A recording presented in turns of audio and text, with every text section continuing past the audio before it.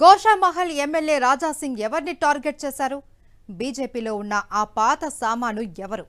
ప్రభుత్వం ఎవరిదైనా సరే వెంటనే ఆ ముఖ్యమంత్రులతో భేటీ అవుతున్న రాష్ట్ర కమలనాథులు ఎవరు? రాజాసింగ్ కామెంట్స్ పరిణామాలు బీజేపీలో ఎలా ఉండబోతున్నాయి? Watch the story.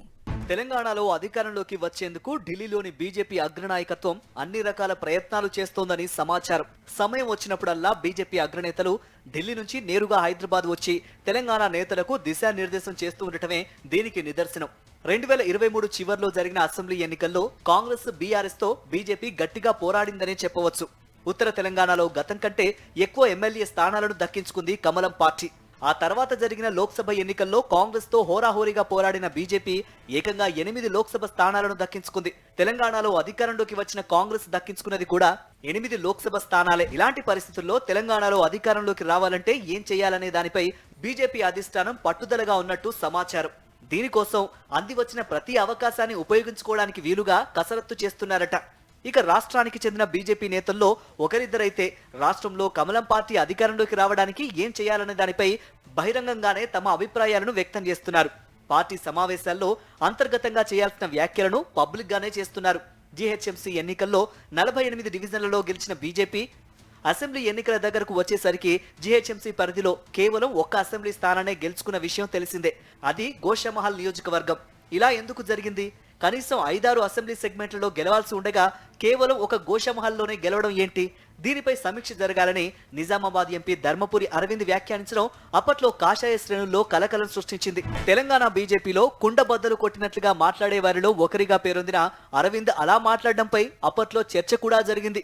ఎలాంటి శషబిషలు లేకుండా మాట్లాడే బీజేపీ నేతల్లో ఎమ్మెల్యే రాజాసింగ్ ముందు వరుసలో ఉంటారు.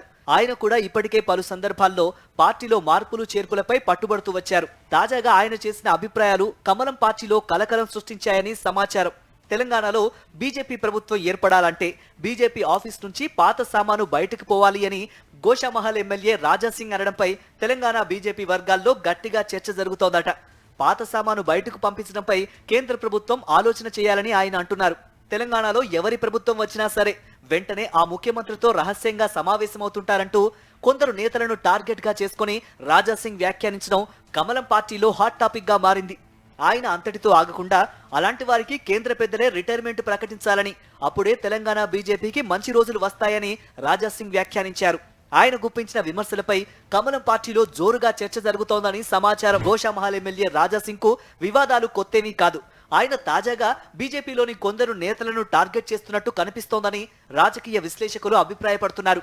తెలంగాణలోని పలువురు బీజేపీ సీనియర్లు హైదరాబాద్ కు చెందిన వారే కావడం, వారు కొత్త వాళ్లకు అవకాశాలు రాకుండా పావులు కదుపుతుంటారనే చర్చ కూడా పార్టీ వర్గాల్లో జరుగుతోంది. ఈ నేపథ్యంలో రాజాసింగ్ వ్యాఖ్యల కారణంగా తెలంగాణ బీజేపీకి జరిగే మంచి చెడులపై పార్టీ శ్రేణుల్లో చర్చ మొదలైందట. మరి రాజాసింగ్ వివాదాస్పద వ్యాఖ్యలపై పార్టీ వివరణ కోరుతుందా, లేదా వదిలేస్తుందా, లేదా శభాష్ అంటోందా? ఈ ప్రశ్నలకు కాలమే సమాధానం చెప్పాలి.